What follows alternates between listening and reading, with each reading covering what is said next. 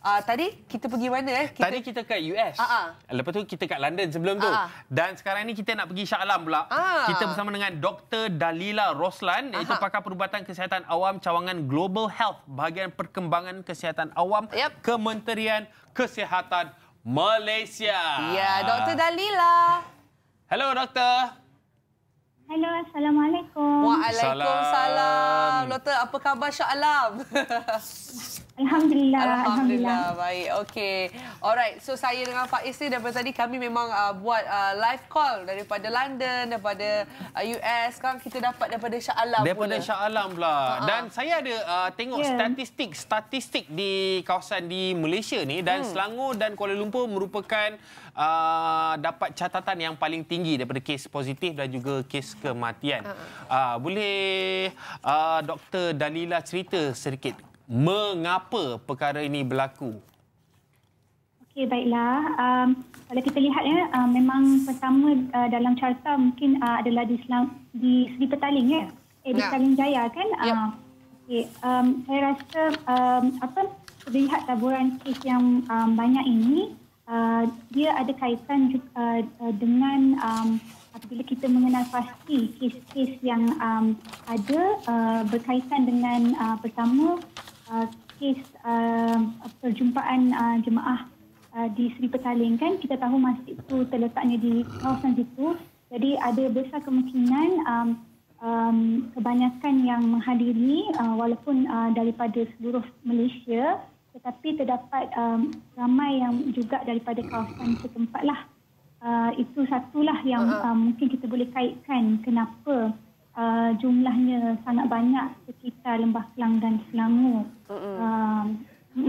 Okey, Doktor, kalau bercakap tentang COVID-19 juga kan, faktor yang memang menyebabkan merebak dengan pantas, lepas tu sukar dikawal, macam mana boleh berlaku tu?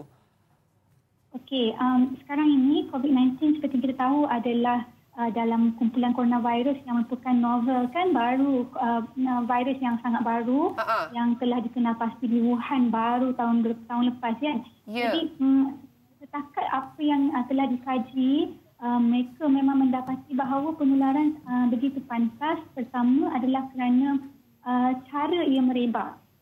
Kita faham sekarang ini bahawa cara merebaknya satu adalah daripada manusia ke manusia melalui sebaran titisan halus yang datang daripada saluran pernafasan. Jadi contohnya bila saya batuk atau sesama dan tidak menggunakan etika batuk dan sesama yang betul, maka orang yang berdekatan dengan saya yang tidak berada dalam jarak yang jauh boleh mendapat terkenalah rembesan droplets tersebut kan. Jadi kita nampak dengan cara itu sahaja, jika kita tak ada jarak di antara satu sama lain dengan pesakit ataupun sesiapa yang positif virus ini, maka begitu senang dia boleh mendapatnya kerana apabila cahaya itu masuk ke hidung ataupun mulut ataupun mata, maka seseorang itu boleh menjadi perumahlah, host pula kepada virus tersebut. Dan yang kedua, kita juga faham bahawa dia boleh berjangkit melalui kontak kepada permukaan atau mana-mana sahaja permukaan yang dicemari dengan virus tersebut. Jadi kita bayangkan kalau kita tak amalkan pencegahan seperti basuh tangan dan sebagainya, maka kita juga ada kebarangkalian untuk mendapat virus tersebut. Dan kajian juga menunjukkan bahawa untuk virus COVID-19 ini, orang yang kena boleh menjangkiti 2 orang di sekitarnya dengan mudah. Jadi itu yang menyebabkan ia sangat merebak dengan pantas. Okey, Doktor nak tanya tentang virus-virus yang setiap tahun ada je virus baru. Dari mana datangnya virus-virus ni? Adakah virus ni evolve ataupun dia sebenarnya adalah virus-virus yang sebenarnya dah lama ada dalam badan kita, cuma tunggu masa untuk deactivate ataupun macam mana? Okey, kalau kita bercakap tentang virus baru, kebanyakan virus yang muncul macam contoh sebelum coronavirus, kita tahu adik-beradik dia adalah seperti SARS dan juga MERS-CoV kan. Betul. Jadi kebanyakannya berlaku ini sebenarnya berlakunya mutasi genetik virus itu selalunya berlaku di kalangan binatang. Dia mula dengan binatang dulu, kebiasaannya lah. Jadi dia ada banyak faktor. Jadi itu salah satu daripadanya dan kita faham bahawa di Wuhan pada permulaannya itu dikaitkan ada kemungkinan ia datang daripada binatang. Tetapi kita masih lagi buat masa ni tak kenal pastilah sumbernya. Tetapi macam MERS-CoV, kita tahu ia datang daripada unta kan. Jadi berlakunya mutasi genetik virus ini itu satu, dan juga itulah kebanyakan kajian merungkai ke arah tersebutlah. Jadi itu satu, dan banyak faktor lain, persekitaran, bagaimana keadaan manusia sekarang yang boleh menjadi perumah mungkin antibody ataupun kekurangan imun dalam badan. Jadi ada banyak faktor yang sebenarnya boleh menyebabkan berlakunya kewujudan virus barulah. Okey, itulah kalau kita bercakap tentang punca doktor. Itulah. Terima kasih banyak. Sekarang ni puncanya kita belum kena pastilah. Maksudnya sumbernya tu yang betul-betul daripada mana. Betul. Okey. Terima kasih banyak Dr. Adalila sebab sudi bersama dengan kami. Kongsikan sedikit sebanyak tentang COVID-19 dan persoalan yang bermain di fikiran Faiz. Sebenarnya fikiran saya dan juga ramai rakyat Malaysia kan. Yalah, sebab begini dah terjadi kita akan macam kenapa macam mana boleh jadi? Biasalah tu kan, kita akan terus tertanya-tanya. Betul. Dan terima kasih atas perkongsian. Katanya minggu depan ada lagi bersama dengan KKM. Ada lagi. Ada lagi insya-Allah, dan ada banyak lagi persoalan-persoalan daripada kami dan juga penonton-penonton di rumah yang ingin tahu.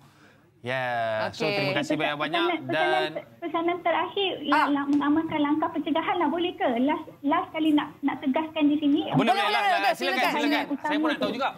Okey, pertama pastikan membasuh tangan dengan betul sabun dan juga menggunakan hand sanitizer yang mempunyai alkohol 60%. Kedua, pastikan menjarakkan diri. Jadi janganlah menghadiri atau pergi ke tempat awam macam kalau boleh membuat shopping, buat grocery shopping dan sebagainya itu kita kurangkan sebab sekarang ni sudah ada kluster-kluster baru juga. Dan ketiga adalah untuk memastikan menggunakan etika batuk dan bersin yang betul.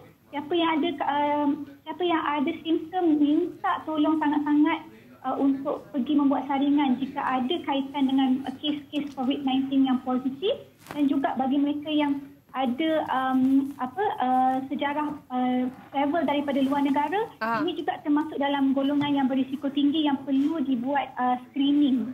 Jadi saya merayulah kepada rakyat Malaysia. Nampak? Doktor cakap kita orang terus pakai hand sanitizer. Cuci tangan tau. Nampak? Okey, bagus. Teruskan.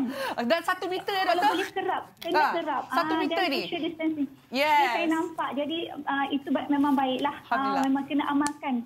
Dan diterapkan dalam seluruh keluarga. Jadilah seperti kami.